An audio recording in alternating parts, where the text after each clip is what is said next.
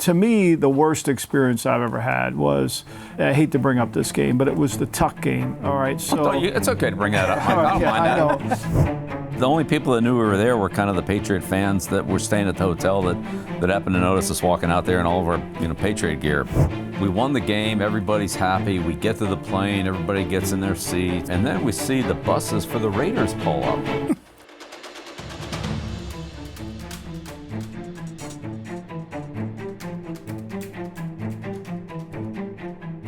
Well, Coach, this week's Game Changers actually is just the international series. We kick it off in London this weekend. We have the Jets and we have Minnesota. We've already played in Brazil, but we've got a string of games coming up here where, should have some good games, but we go over to London this weekend.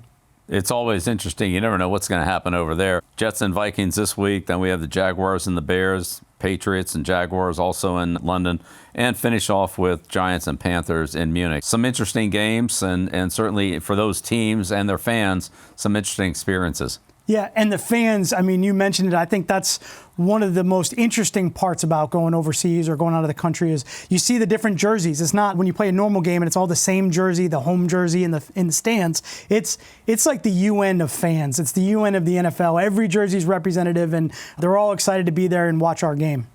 Right, and from different eras, too. You have Elway jerseys and Marino jerseys and Lawrence Taylor jerseys, as well as some of the current stars like Mahomes or Kelsey or players like that. So it's really interesting, and they certainly enjoy the games. They like to have a few beverages over there, and I thought one of the cooler things was the soccer fan field. They got the songs, and they're singing about every player and maybe cheering at the wrong times, and you're not really sure what's going on in the stands or why they're cheering. But it does make it a unique atmosphere, and it is a lot of fun for sure.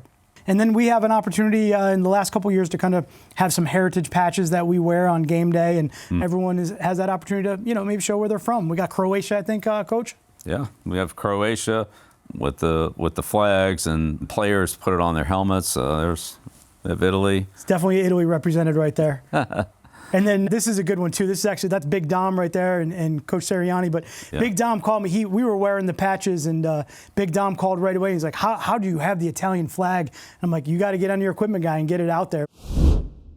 Got the New York Jets versus the Minnesota Vikings. Should be a great game this weekend. And we're going to talk Tuesday players, Coach. We're going to talk about the New York Jets here first, talk about their offense, talk about Aaron Rodgers and Garrett Wilson. Well, Aaron Rodgers and Garrett Wilson, two of the key players for the Jets. Rodgers handles the ball on every play. Garrett Wilson, you want to keep him from handling the ball. That's the idea with him. Aaron Rodgers really answered the bell Thursday night a couple weeks ago as he showed that he can move. He's athletic. He's kind of in rhythm. He made some great throws. His vision downfield was unbelievable. Show us some plays here, Coach, and we'll take a look at it. Well, Aaron Rodgers' mobility showed up on the first play of the game when he runs a play-action pass here, fakes the ball to Hall, comes out of here on the boot, has got a defender right in his face, and is able to change the delivery so he can get the ball around the defender and to this flat receiver. Looks like athletically and physically, he's back. Yeah, he looked real good on this, and I think through the course of the game, again, his vision downfield, it's unbelievable how fast he gets the ball out. This is a classic Aaron Rodgers play here. The Jets have a running play called to go up on top to the wide side of the field. Rodgers recognizes the off coverage by the corner and just throws the ball outside to the receiver, Lazard, who ends up running it in for a touchdown. It's what we call a look pass. He looks out there, sees an off coverage corner, and throws the ball to the receiver. Yeah, and Aaron Rodgers is in rhythm when he's doing these type of plays. These are off-script plays that are just two great players or two guys on the same page that turn this into points. And this is Aaron Rodgers. Now, this is what makes him so difficult to defend. If you give him a little bit of an inch, he can make it into a big play. The only players that know what this play is are the quarterback and the receiver. Everybody else is blocking a running play. So it's recognition by Rodgers, a quick decision, a good decision, and gets the ball in the receiver's hands for a touchdown. One thing Aaron Rodgers does a really good job of is looking down the middle of the field. Here he sees the split safety coverage from the Patriots, and Conklin's able to split the defense down the middle. If you watch Rodgers on this play release the ball, he kind of looks the coverage off and just guns it. He's got such a quick release and so much velocity on the ball. He sees that opening right there and could put the ball inside, not only to the receiver, but right on the money. It's a great throw with really no preparation at all in terms of his footwork. He just lets it go and rips it. Yeah, and that's what a lot of quarterbacks right now in the league aren't doing. He can do this. He can get the ball through the middle of the field, quick, fast, see it, read it, find that space, and deliver it. He's dangerous throwing the ball through the middle. Oh, very dangerous. This is really what you don't want to do against Aaron Rodgers. Let him out of the pocket. The longer he can extend the play, usually the worse it is for the defense. He's excellent on extending, finding the open receiver, getting his eyes downfield, and putting the ball right on the money. This is a great throw. I don't know how many guys in the league can make this throw. Aaron comes off the fake here. He's got Wilson going to the flat.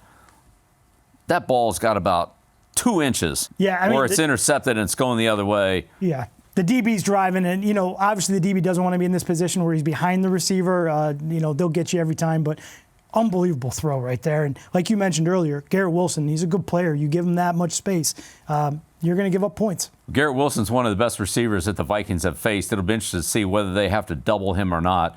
He's very, very dangerous, deep, intermediate, and short once he gets the ball in his hands.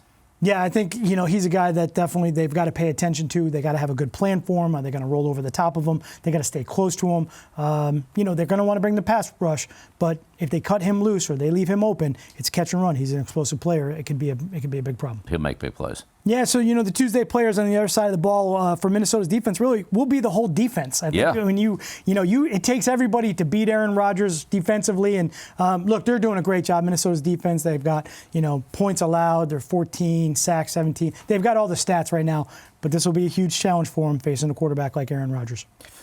A very big challenge, but really it's team defense. That's what Minnesota's done this year, and that's what they're going to need to do against Rodgers. And team defense includes pass rush, pass coverage, and pre-snap disguise, so the quarterback doesn't know exactly what the defense is going to do until after the ball is snapped. You can see here they're playing zone defense. There's really not anybody open. Here comes the pass rush. Jones has to hold the ball. You can't hold it long against these guys. Yeah, some good, unusual Tampa cover 2 looks or split safety looks that they're running right there to, confuse the quarterback. Here's another one with pressure. This is something that the Vikings like to do. Get a 5-man rush and play 2 players underneath and then 4 players back behind them. So a 5-man rush and 2 under, 4 deep. Not a lot of teams in the league do it, but it's something that they've been effective with.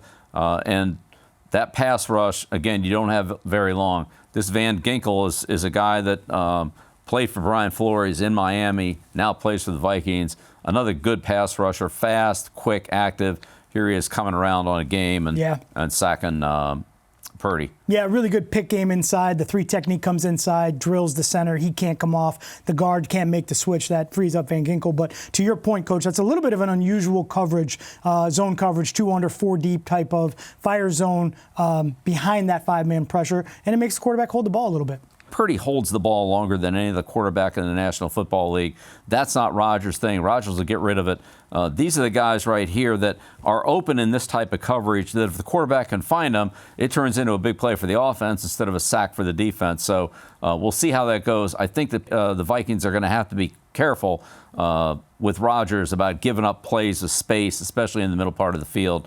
I don't know if they'll be able to get away with it like they have on some of these other weeks this year. Yeah, full team defense here. Very good. Yep. That's what it's going to take. Good disguise and good team defense. Here they are, again, doing a similar thing. They're still bringing 5, and this time, instead of the 2 under and 4 deep, they're going to rotate. They're going to rotate the secondary down and play over the top here against this 3-by-1 formation. So same idea, and this time what they do here is they run a little pick game between the linebacker and the end and end up freeing up on the pass rush with Cashman coming in there and making the sack. Yeah, again, another great variation. This is now a 3 under, 3 deep kind of a roll fire zone coverage here with that 5-man pressure. And you're taking some chances when you do some of this stuff. The back is kind of out here, but you're playing with good zone vision and just trying to get to the quarterback, before the quarterback can find those guys that are kind of open. That's exactly what it is, Matt, is can Rodgers find the open guy before the pass rush gets to him? Purdy wasn't able to do that, and Love had some trouble with it too last week against Green Bay. We'll see how it goes with Rodgers. I think they got to be careful. Well, Matt, the Texans had it rolling on offense until they ran into this Viking defense. They had trouble protecting. They had trouble taking care of the ball. And here's a good example of what you don't want to do. They slid their whole line here to pick up these 4 guys and end up leaving the tight end one-on-one with Gernard at the top of the screen here. And you could see the power rush there. That's not going to turn out well, Coach. I think that's a scheme that you're looking at the pieces of paper going, hey, X's and O's, I understand, but who's the X and who's the O? And I think that's part of the game plan Aaron Rodgers would look at during the course of the week and say, I don't think that's a good idea. Yeah, I'm not doing that. But I think that's a good example of you just can't make a mistake against the Vikings. You let that happen, you're going to pay for it. These guys are quick off the ball. Here's Gernard again, really getting a good jump at the top of the screen, runs right by the guard, sacks the quarterback. I mean, the receivers really have no chance to even get into the pattern here. So this is really going to be a big challenge for the Jets' offensive line, their pass protection, the receivers running routes and getting open quickly, and then Rodgers hitting them against a defense that leads the league in everything. So great matchup here. When you go play in another country, it's different than a normal travel game. There is a lot of planning that has to go into this. And take us through that. We played in London, we played in Mexico, you played in Germany. There's a lot that goes into that, Coach. There really is. It takes an entire building to plan for it because everybody's involved. You have the travel, which starts all the way back in the spring, where you start getting your passports and making sure that everybody has their passports, and families that want to go. Coach, I remember, the previous years when teams had gone over to London and we had talked to those teams because we knew we were going to have to go that year. They had to go for the full week, and I remember teams going over and practicing and trying to figure out where they were going to practice, the facilities, the grass. There's a lot of things we talk about, equipment, there's laundry, there's everything that has to be done when you're traveling and practicing a football team. And, you were great. You were like, look, we're just going to go over, we're going to have one day over there as practice. We're just going to get ready to go win. We're going to stay here as long as we can. We'll deal with the long flight, but the best thing for our team would be just fly over there. We stayed up. I remember that was the hardest part. I think we landed at like 6, 7 in the morning, and then we had meetings like an hour later. So we had to stay up, a lot of coffee.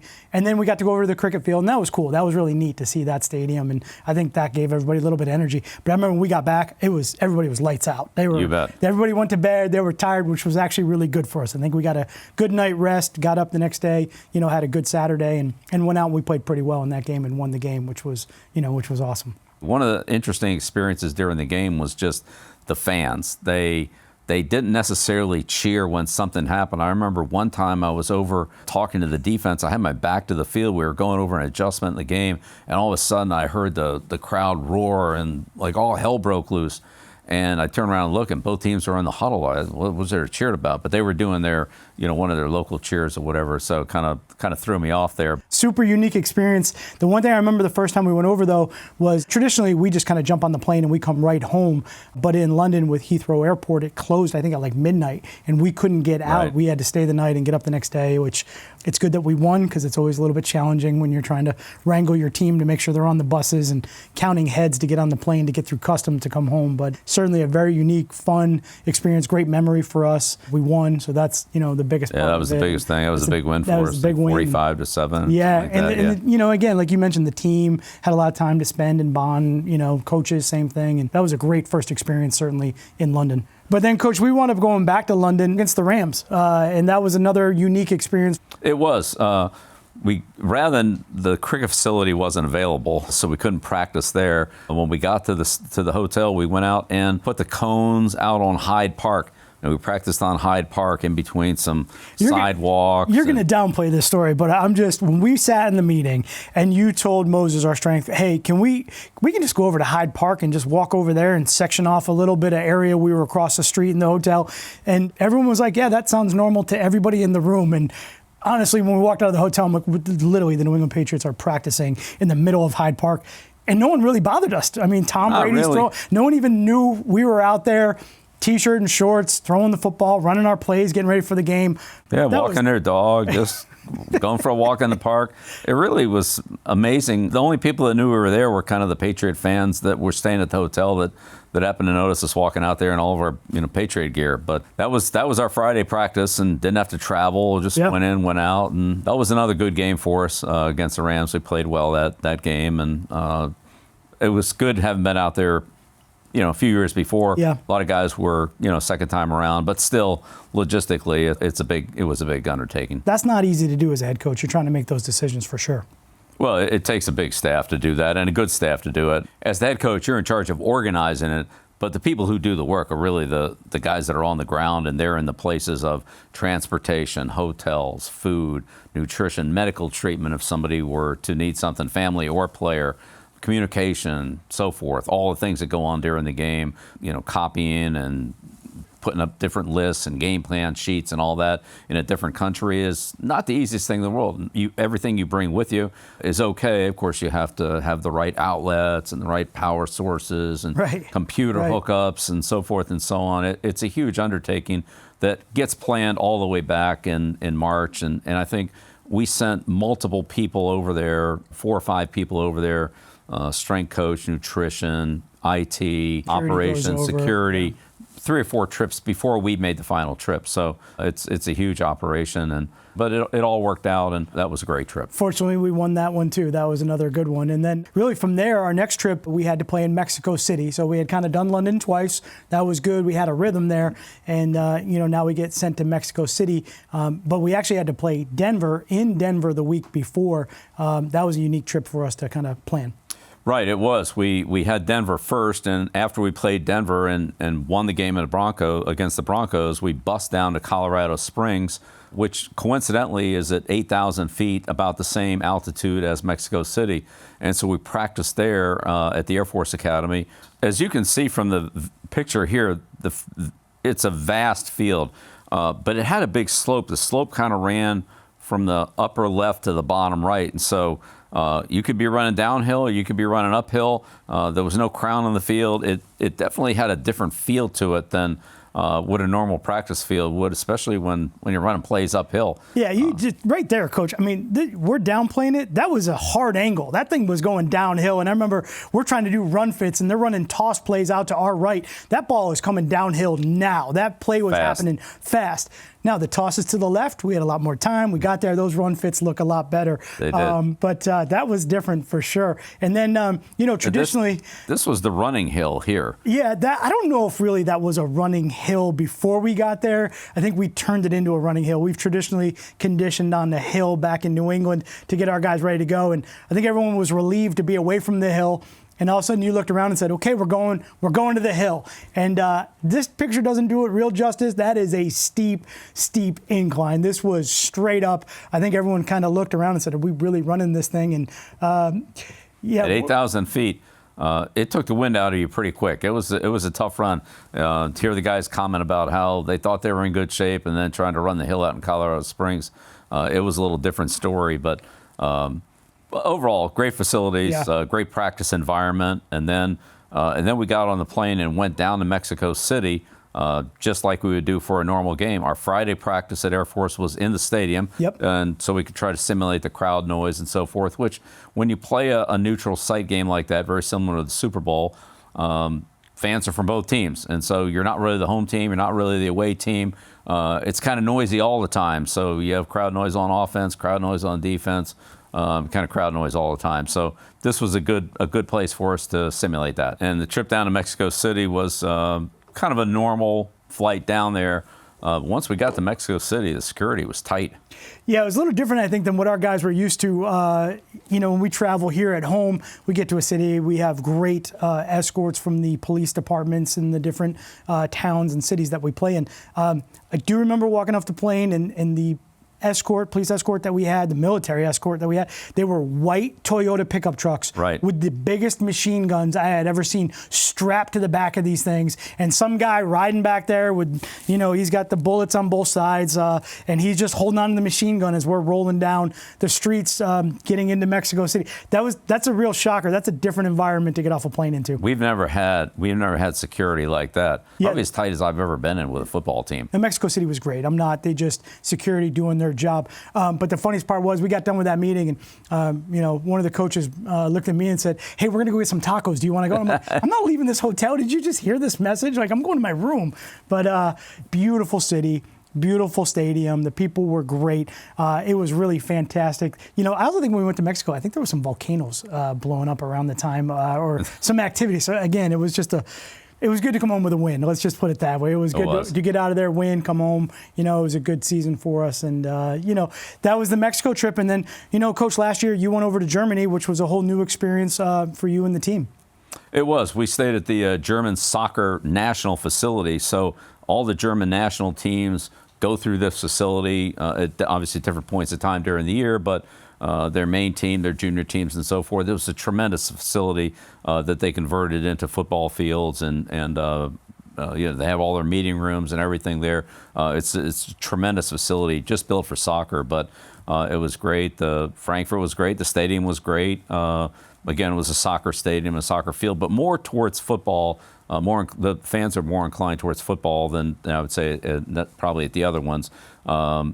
Football in Germany is pretty popular and has a real future there. So that was a great experience too. And we had a couple players, Sebastian Vollmer, Marcus Kuhn, both two great German football players that played for us. And of course, Sebastian speaks German. He gave one of my team speeches in German at a rookie show. That was pretty well received by the team, even though nobody understood what he was saying. But right. he had all the gestures and everything down. And so those are some great trips that we've had. I don't know, am I forgetting any? Coach, there was one that got away. There's actually one that got away that not a lot of people know about. We actually have video. We went into the archives and we found video of this.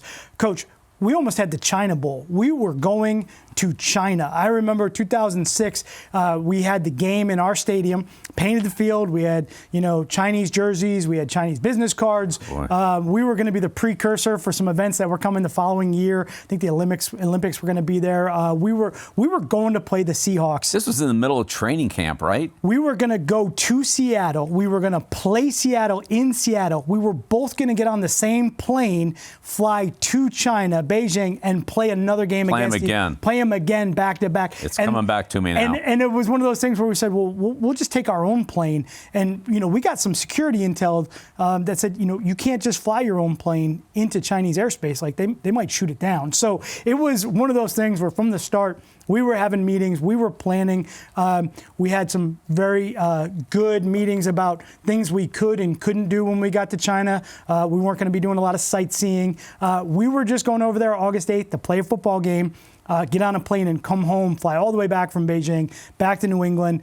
We had a really good team. That would have been the 07 season, the start of the 07 season. 07. We had a really good team that year. So, I'm not sure how that season would have gone if we had to go halfway around the world to start it. But I'm not either. I'm glad we didn't have to do it. That was the one that got away for certain, and I definitely think all of the stories that we've had from the countries we've been in would have been times 10 if we had taken that trip. Yeah, I think I'm kind of glad we missed that one, Matt. Okay, situational football, Coach. We've been talking Aaron Rodgers. We got a big matchup, Aaron Rodgers versus that Minnesota defense. But situational football, Aaron Rodgers, no one better in the league. He's done some unbelievable things here at the end of the game. No one better is right.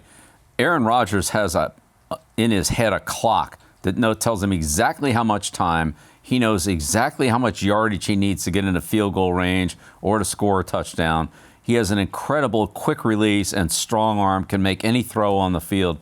I agree. There's nobody better. I think situational football, there's so many plays that come up. There's so many situations that come up. And really, the quarterback, he's got to understand all of these. He's got to know, when can he throw inbounds? Where can he throw it? When does he throw out of bounds? How does he extend the play? All of those things that, great quarterbacks, know and they can lead their team to. Aaron Rodgers, some of the things you're trying to prepare for, certainly just keeping him in the pocket, that's a challenge. We've had that conversation before. We've walked into the meetings on a Tuesday as we're game prepping, and certainly the defensive line coaches, they don't like this conversation where we're like, hey, let's do a good job rushing this guy. Don't let him out. They just want to rush and get after him. But if you let this guy out, you let him extend the play, or you don't handle him the right way in these situations, he will beat you. No question about it. He's as good as anybody I've ever coached against. And we'll look at some of his greatest plays here. He's got a lot of them. Down by 7, 21 seconds to go in the game. The ball's on the 4-yard line. This is really the same play we saw him hit against the Patriots earlier. There it is right there on the sideline, just out of the defender's reach. Perfect throw, right on the money. Yeah, it's flat to the right. It's all the things we talk about and got to have in situations. And it's Aaron Rodgers' arm strength. I mean, he can throw that ball in the tightest of windows down there. All right, here we go. Down by 1. Ball's at midfield. 3rd down and 10. 16 seconds. Of course, they have no timeouts, naturally. Right. And need to get into field goal range. Do you think he's going to be able to do it? Coach, he's going to do it, and he's probably going to throw something in the middle of the field, some great throw, great catch, and there it is, off his back foot, looking for the in cut, puts him in field goal range. He has a great way of seeing the entire field, knowing exactly where he wants to go with the ball, and he is super accurate. He could be throwing the ball standing on his head, and he'd be accurate. It doesn't matter. And there's a lot of pressure in that situation. The clock is running. You know, you got to get up. You don't have any timeouts. There's a lot going on, and he is so calm in all of those situations. Well, Matt, one thing you can do is blitz him. Just get after him and sack him back there. That'll take care of it, right? Yeah, I think you got to be careful there. And Minnesota better watch themselves because, again, you know, if you blitz them and you make a mistake, you're going to pay for it. You better get him, right? Well, here we are. It's 4th and 7. Bears are in an all-out blitz, man-to-man coverage, force the ball out, sack him. Whoops, uh-oh. Missed him. But Aaron Rodgers doesn't miss him. He sees the coverage and... Touchdown. All right, well, here we go. I think the Lions have this one taken care of. 2-point lead, no time left on the clock, untimed down, and the ball's on their own 39-yard line. There's no way. Yeah, this is a rare situation. Untimed down, ball's completely on the other side of the 50. The game's got to be over here, Coach. The only chance is what? Hail Mary? Hail Mary. I don't even think he can throw it that far. He is deep in his own territory here, Coach, and I'm sure Back they're going to on a 25-yard line. I think they're going to get him here. I think this is going to end it. Coach, they let him out. There he goes. He launches it. This is an unbelievable play. This is an unbelievable throw, and Hail Mary is right. They came down with it. Oh, my God. Okay, well, 3rd and 19, 12 seconds to go. Can they get in field goal range to have a game-winning kick? Divisional playoff game, huge game on the road in Dallas. I think he called this his greatest throw he ever made. Coach, 3rd and 19. This game's over. There's no way. You've got to keep them in, and this has got to be it. Well, one thing you don't want to do, we saw in the last play, is let him get out to his right or the defensive left. We saw him throw the Hail Mary on that. You definitely don't want to do that. Maybe if he comes out this way, it wouldn't be so much of a problem. Coach, not with this guy. If you let him out either direction, you watch this play. Green Bay, this is an amazing scheme that they used to run, and Aaron's obviously familiar with this. They invite the defensive end to come inside. He thinks he's going to come in, end the game. The tackle pins him. They actually wind up pulling the guard out, to make up for the, shadow or spy player of the defense to allow, Rodgers to get all the way out to the sideline. And for him to throw right-handed quarterback across his body, put this on a laser, 3rd and 19, this is an amazing play. Yeah, I wonder who he's going to throw it to here. The tight end coming all the way from the other side of the field. Coach's vision downfield. He stays with the play. And look, he's throwing this thing before the guy even got 5 yards from the sideline. Unbelievable placement. This is a heck of a play. We better take another look at this one from the end zone. Let's see how he did this. Well, again, the tackle, Bakhtiari does a great job, sets up the end. He comes inside. He pins him. Here comes the guard out. Now he's got a caravan out there. The quarterback, no. He spins out, gets his eyes out, gets him downfield, and he's just using as much of the sideline as he can to allow his receivers to get open. Great design of the play by Mike McCarthy, and obviously great execution of the play on the run. Across his body, Coach. Greatest throw he ever made. There it is. Field goal range, puts him in a position to go win the game. This guy at the end of the game, he's dangerous. If you let him play situational football defensively, you're going to have an issue. I think so many great things he does inside the 2 minutes. Situational football will be key this week. Aaron Rodgers versus that Minnesota defense. It'll be a great part of the game. I'm excited to watch that, and we've seen this guy do some amazing things. Yeah, well, the fans in London will get to see it in person. If he gets to the end of the game or in a half situation, they'll get to see some of the best situational football that the NFL has to offer. Well, that wraps up situational football, Coach. We're going to come back. Mike Lombardi is going to join us. We're going to start talking some college pass rush. Matt, we're here with Michael Lombardi to talk a little bit about the 25 draft. I know you've been looking at some of these players. Michael, what's this look like? Well, everybody wants a pass rusher. Everybody's got to find some way. We want one? Yeah, we all want one. Everybody wants one, needs one. But I think one of the biggest position that gets overdrafted is defensive ends, because I think it has to be a position that can power back the tackles. Because if you just, we're not on a swim team. Not everybody can just swim up the field and run past the quarterback. One of your favorite things to talk about, right? I love that. Yeah, we're all past the quarterback, but he never turns and runs that way. So to me, when you evaluate these guys, it's got to be built on, we want speed, no question. But we got to have power, Matt, right? I mean, it just can't be speed. It's got to be speed to power. And I think we've got an example here of some of the top prospects coming out. Now, we've left some guys off here, but we're going to start with James Pierce Jr. from Tennessee as we go, and we're going to roll the tape here. We've got 5 guys for you to watch and Matt to watch here. Now, Pierce is unique. Kid's from Charlotte. He goes to Tennessee. He's a five-star kid. I don't know what that means, but it means something to the college folks. You know that. Right. I can't wait to talk about how many 5 stars they got, even though the NFL is filled with 2 stars. But let's roll the tape on Pierce. Here he is in a unique position, playing out in the slot, which you rarely see a guy do this. So is he an outside linebacker or a defensive Well, linebacker? I think that's the question that you have to look at. I mean, I think he's A little bit of versatile, both. and you can work him out. I think if whoever goes to work him out is going to see his athleticism and see what he can do here. But he is very athletic to be able to play out there, and he's got quickness and movement. Now, he looks small to me here. I don't know what you got, but he doesn't look as big. But this is the play that catches your eye here against a really good tackle at Alabama.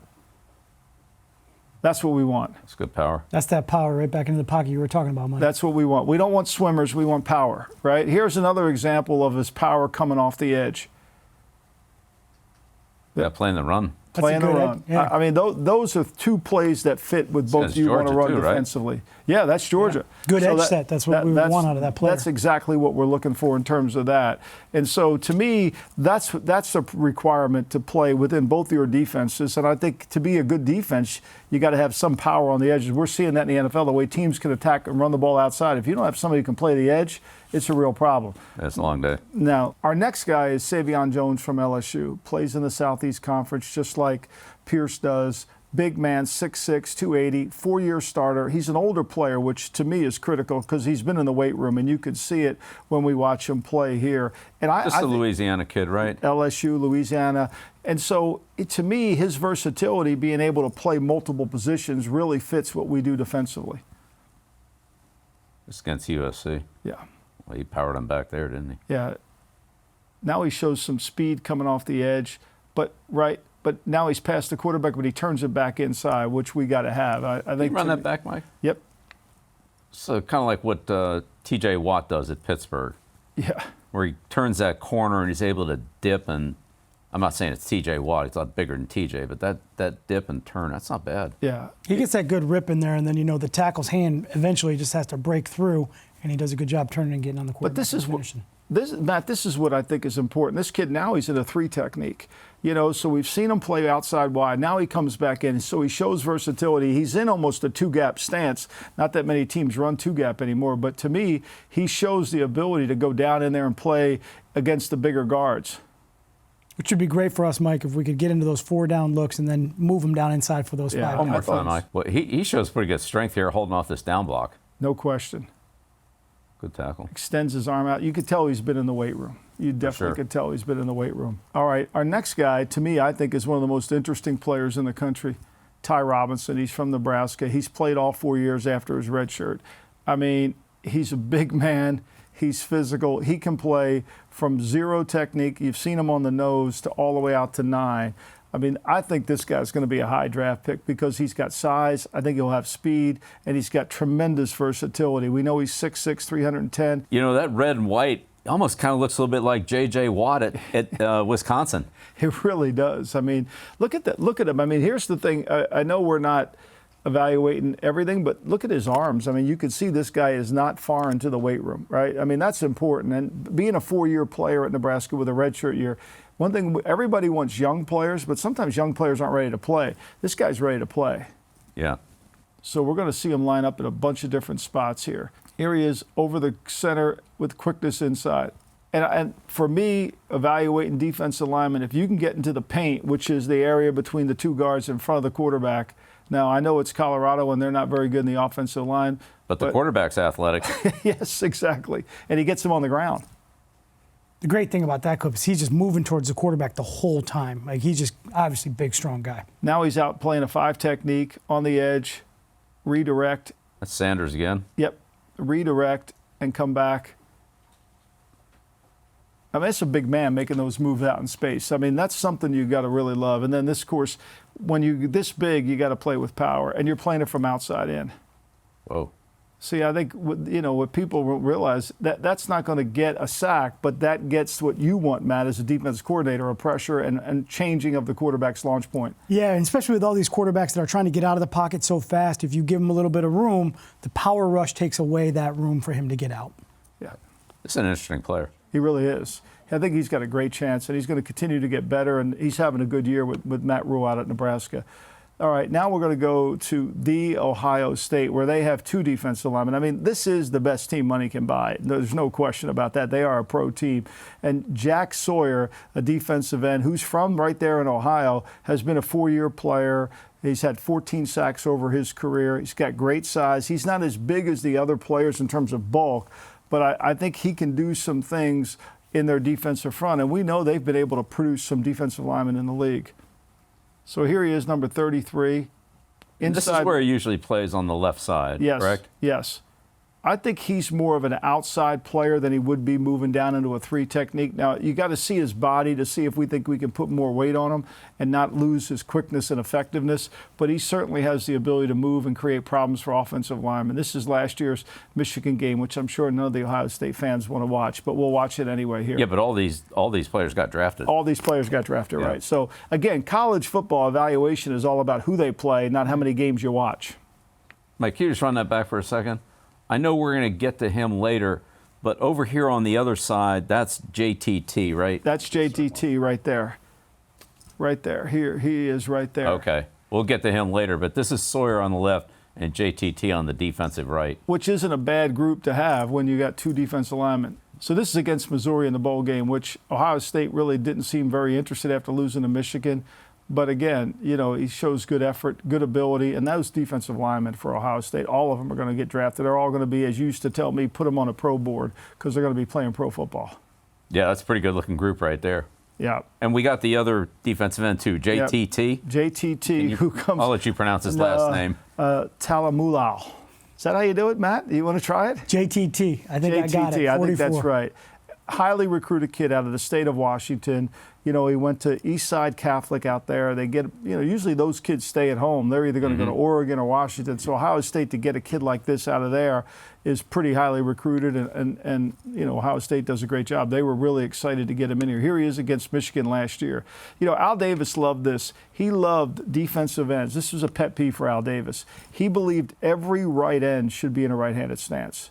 He thought it was like Olympic sprinting. So what he wanted was, he felt like you would gain a half a step on that, and he would go through every single great rusher in the history of the NFL that played over on the right side, the offensive left, and he would show you Bruce Smith right-handed stance, Deacon Jones right-handed stance, all these guys. And so he would immediately gravitate towards JTT just because he's in that right-handed stance and he's not in the left-handed stance over on the right side. Well, that right-handed stance gives you a chance to turn into that rusher on your third step. Right, left, right, plant, and turn into him. So a lot of people teach that. Yeah, and clear vision to the ball, too. Your head's inside. Right. You can see the ball unabated and get off nice and quick.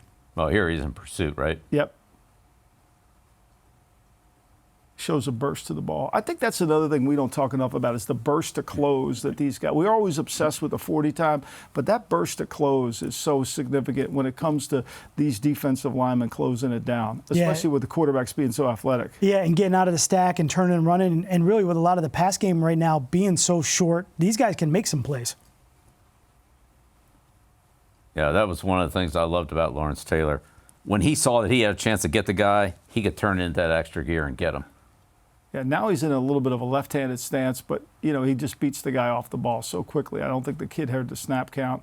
He's a little late, so this almost doesn't qualify. But he's a really good player. He's an interesting prospect. I think they're certainly worth watching as we go through the year, and they've got great measurables and great speed, and they're going to be on somebody's team next year.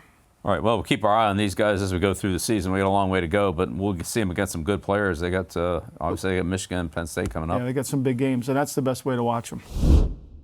Well, we talked international series kicking off this week. A lot of planning that goes into that. A lot of, operations departments trying to make sure everything's good as far as getting there and the plane and everything like that. But we've had our fair shares of issues sometimes when we come home. And Jacksonville had one a couple weeks ago after a Monday night game. They had a mechanical problem that delays their whole week, builds a problem into the next week. But we've seen some of those too. Yeah, I mean, there's nothing worse than losing as bad as Jacksonville lost and then have to sit on the plane while they fix the plane and then have to anguish over that loss over and over again, knowing you're not going to get a night's sleep. And oh, by the way, we've got to play Houston the next week, our divisional opponent. To me, the worst experience I've ever had was, I hate to bring up this game, but it was the Tuck game. All right, so it's okay to bring that up, Mike. I don't mind that. I know.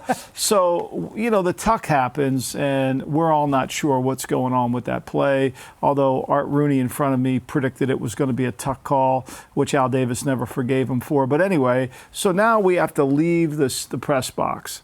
And as you remember old Schaefer Stadium, which then became Foxborough Stadium, you needed to take that golf cart down to the locker room. Parked at the bottom of the hill. Parked at the bottom of the hill, which just made you an open target for all the Snow Bowl Patriot fan throwers that were out there. So we're getting plastered going down, right? And so we finally get on the bus. We wait on the bus for a good couple hours because we're not sure if we're going to fly out of Logan or we're flying out of Providence. So eventually the decision is made, we're going to Logan. So now it's been 3 hours that we've been sitting on this team bus waiting, with really no food or anything.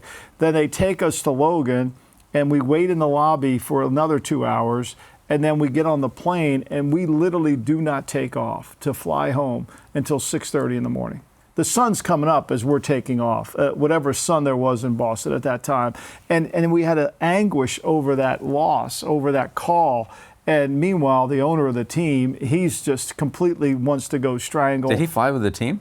Oh, yeah. He flew with the team. You had to walk by him to get on the plane. That was not always a good time. I mean, you had to look at him when you lost, and then it was the most amazing plane trips when we lost. Everybody was sound asleep. It was probably the most rested plane because he wanted everybody pretended they were asleep so that he wouldn't call on them. But that trip to fly all the way home was like, oh, my God. And then we get home, and I can remember talking to you on the phone when we got home, and we just talked about the game, and it was an exhausting day. It was an exhausting night. And thank God we didn't have to play the next week. Well, not thank God, but we would have never been able. That's the funny thing about the Tuck game, Matt. I know we're talking. We would have not beaten Pittsburgh the next week.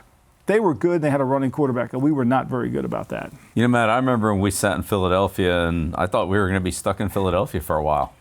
Yeah, that was an interesting one, Coach. And so I had the seat right in front of the head coach. So a lot of times if something, happened or went wrong, and certainly with planes, if there was something wrong, usually I was the first nominated to go figure it out.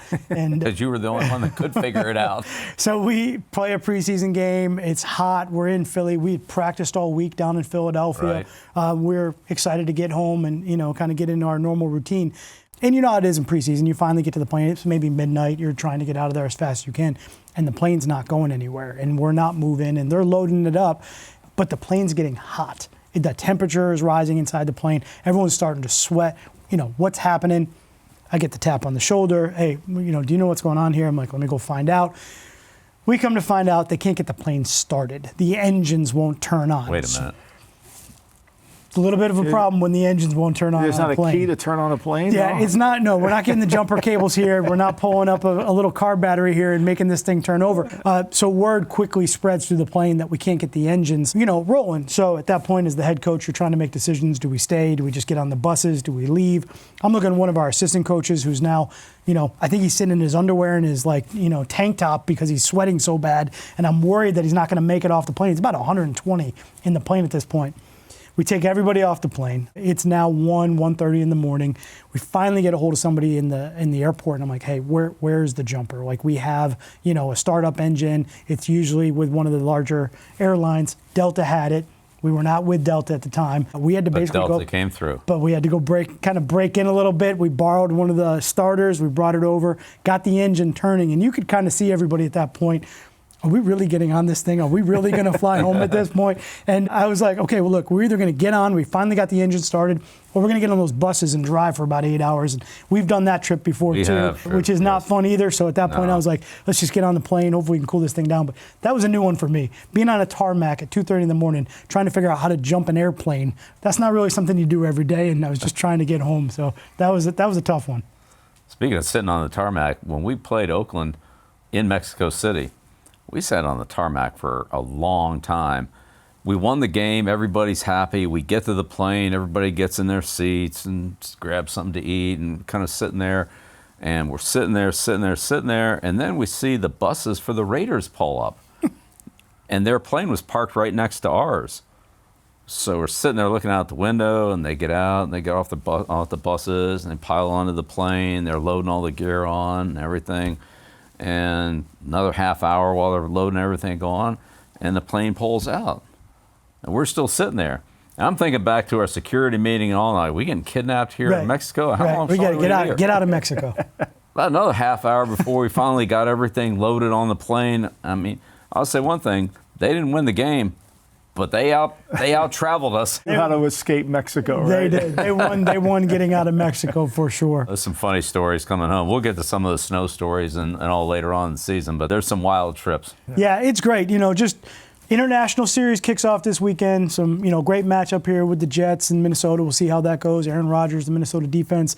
Great stories about traveling, across the sea here and getting into all that stuff. It's a lot of fun. The league gave teams options and about whether they wanted to take their bye after the European trip. What was your thoughts on that? Would you want to keep playing it? Take it. You need it. I agree with that. I think it's hard to come back from that trip and play. I felt like that helped us because it just emotionally, it's a big trip, and it's certainly a lot of planning for the organization and everything. So to be able to take a few days off, kind of recalibrate, and then roll into the rest of the season, especially when you do it in the middle of the year, I thought that worked out okay. It'll be a fun weekend. It'll kick it off. The International Series, we got a couple after this. We'll be in London and then eventually Germany. I hope the Jets pack their raincoats. I really do.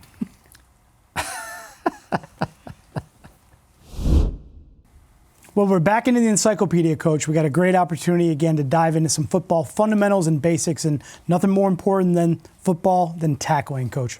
Not on the defensive side of the ball, that's for sure.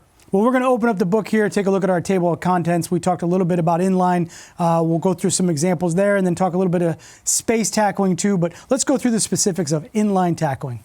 Well, inline tackling refers to around the line of scrimmage.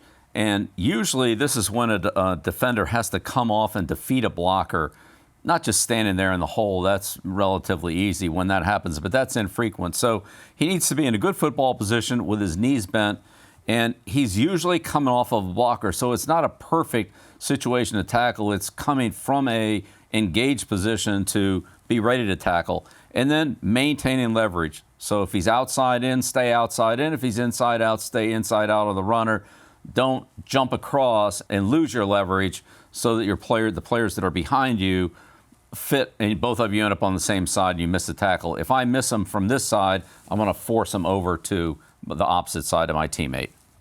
And then our next coaching points here really is the contact. We want to roll our hips, and really, we got to keep our head up. That's the biggest thing we're going to talk about as we go from the contact phase into the finish phase as we wrap up. But keeping the head up, wrapping up strong, making sure that we're tackling safely in these inline positions here. Those will be big coaching points for us. Let's take a look at some film and coach it up. Okay, well, this is an inline tackle here. This is Daniel Cowley, and it's a good example of the defender defeating a blocker first. So number one, he's dealing with a tight end and a tackle blocking him, and so he has to defeat the blocker. Now, after he defeats the blocker, he disengages. In other words, he comes off of the block and comes into the line of scrimmage here to clear the blocker and make the tackle. So disengage, good football position, knees bent, head up, wrap up, and finish the tackle. This is a good example of what a defensive lineman or linebacker has to do. Get off a block, shed a blocker, get in position, knees bent, strike, contact, and finish on the tackle. Coach, another really good look at it here. Vita Vea, inline tackling, defeating the block like you mentioned before, keeping his leverage, getting into that contact position, head up, and great job of finishing. Yeah, sometimes you can't get your full body on him. You got to reach, grab him, get whatever you can get. But be in a good football position, knees bent, good contact, head up, and wrap up. Good tackle. Strong tackle at the goal line, which is important. The next phase of an inline tackle would be a defender, in this case a safety or a linebacker, coming up on a receiver who's caught a short pass and coming from a deeper position to close and tackle the receiver here. Not a true space tackle, not truly in line, a little bit in between. But here's the idea for the defender now to get in a good football position, knees bent, head up, good contact with the shoulder, head up, wrap the arms, and finish. Here's a little closer look at it. The same play.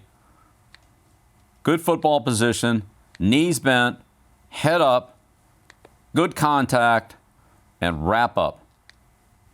Good tackle. Well, the next tackle position we're going to talk about really here is now where you got to get into position to make that tackle. We call it space tackling right here. And, 5 keys for us that we'll coach off of. Number 1, your leverage, coach. We got to establish and maintain that leverage on the ball carrier. Make sure we really only give them one way to go. That way we can continually squeeze towards them, but you got to really handle that leverage position that you've established. And then we're going to close. We got to run. We got to get to the guy as fast as we can. We're not allowing him to get downfield. We want to make sure we do a good job of eating up that space so that we can come to that gather position there and come to balance, coach.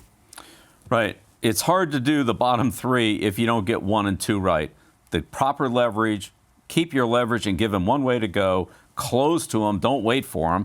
And then once you get there, then gather, come under control, come to balance, maintain 1 foot on the ground. Don't hop, don't cross over, maintain 1 foot on the ground and gather, contact, similar to what we talked about on an inline tackle, roll your hips with a head up and finish wrapping up. So once you get into the position of tackling, it's pretty much the same as an inline tackle. Fundamentally, if you can get there, it's the leverage and closing to the runner that's different. Yeah, space tackling, exactly, that's it. It's how do we get back into that inline position? And really, we're going to talk a lot about the gather position. What does that look like? So obviously, we got to get leverage, and we got to run to the ball carrier. But when we get it with about 10 yards of the ball carrier, or depending on your skill set as a tackler, we want to get into that gather position.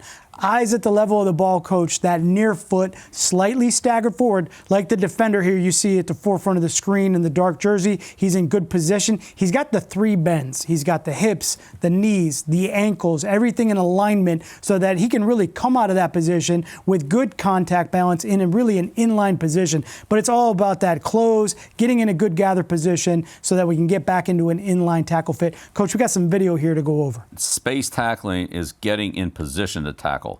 That's the key to it. If we look at the bottom of the screen here, this is Matthew Slater, one of the best players to ever play in the kicking game in the National Football League. So close to the runner. Don't wait for him. Close to the runner. Maintain leverage. In this case, he's on the left side of the runner, so he's going to maintain leverage here from the left to the right or the outside in. Maintain that leverage as he closes. Gather, come under control, good contact, and good finish and wrap up. Yeah, he's got that inside leg up just like we talked about, and Matt Slater's one of the best ever, so it's great to have him as an example to teach the young guys as we go through. Slater on the left side of the screen in the highlighted position. Here he comes. Close, gather, strike, and wrap up and finish. Here's another example at the top of the screen. And these are good examples because of the kicking game. This highlights the distance that the tackler has to cover to close to the ball. So this is really as tough as it gets. Up at the top of the screen, that's Brendan Schooler closing, gathering, maintains his leverage. Again, his leverage on this play is from the right to the left or from the outside in. Don't let the runner outside of you. Force him back to the inside. Gather, strike, and wrap up and finish. And the great thing about the Gunners is, those guys run full speed. You are talking about real speed on the close here. So some of the other guys on the field, when you're trying to teach this that, aren't really running, these guys are running. So this is full speed, full run, get into that gather position, good contact finish. These are great examples to teach off of. If they don't gather, it's less than 50-50. They might go full speed and trip the guy up, but the other half of the time or more, a good return or a quick guy with the ball is going to dodge him, make him miss, and then he's off running again, and it's a drive-by. So want to come under control and gather and then make the hit. Matt, I know this would be one of your favorite plays here. This is Joe Cardona, the long snapper. And this just goes to show that everybody on defense or on special teams needs to learn the proper fundamentals of tackling. And this is Cardona right here, breaking down, in position to tackle in space. I mean, Coach, you nailed it here. This is, you always say, look, if you do one thing on this team, you better do it really well. And for the most part, when you look at your hiker, your long snapper, just be a good hiker. That's all we really need, no bad snaps. When you have your long snapper tackling like this, I think the entire team is put on notice here, Coach. Everybody's got to tackle. This is an excellent job right here of maintaining leverage, head up, strike, wrap up. Again, Coach, the fundamentals here. We got the eyes at the level of the ball. We're going to step into contact. Again, this is our long snapper right here, causing not only a great tackle, he's causing turnovers with proper technique. So unbelievable job here. Again, safe tackle, stepping through, driving, into contact, wrapping up, finish, causing a turnover. I mean, that's the example you're putting in front of the entire team and saying, hey, if our hikers out there doing this, fellas, hey, we all got to hold ourselves to a high standard. Right. This comes through practice fundamentals. And you only get so many chances at live tackling, but taking the practice fundamentals to the situation, head up, good wrap up with the arms, and good strike there through the tackle. Great space tackling right there. Great space tackling. One more example of space tackling here at the top of the screen. The gunner, schooler again, maintain leverage, close, gather, and now as the returner starts to move away from him, maintain that leverage position. Don't let the runner cut back here. Maintain the leverage position, close to him, strike, head up, wrap up, and finish. The gunners are running, Coach. They're doing a great job. They're closing. Good gather position here. Great contact, great finish. I mean, these examples, you can just watch them over and over again. This is how you want to coach and teach tackling. All right, another great example of space tackling. This time when the safety, Peppers, number 5, comes into the tackling position, he needs to establish leverage on the runner. Pick a side. Doesn't matter. Pick one side and hold that leverage. In this case, Peppers is coming from this direction. He's going to hold that leverage and work into the tackle. Don't get head up and give the runner a two-way go. Establish leverage, maintain it, gather, and step into contact. Again, getting that near foot up, that contact, near foot, near shoulder, driving through the man, head at the level of the ball, head up, and, ball comes off. Great close-up here of the contact part of the tackle. So he's maintained that leverage. He's stepping into contact, puts the shoulder pad on the ball. The head's in a safe position. Great wrap-up, great drive, and the ball comes loose. It's another, it's just a great example of how we want to space tackle once we get to the ball carrier. A very good example of open field tackling, and great contact here, great contact on the ball. Here's a good example of how not to tackle in space. This is Barkley on an off-tackle run. He breaks through the line of scrimmage here. And this is now the free safety coming into the top of the screen. And again, number one thing for him, establish leverage. Come inside out, in this case, come inside out on the runner, close, gather, but when he gathers, he needs to have his feet in a position so that he can step in the direction he wants to go and accelerate into the runner.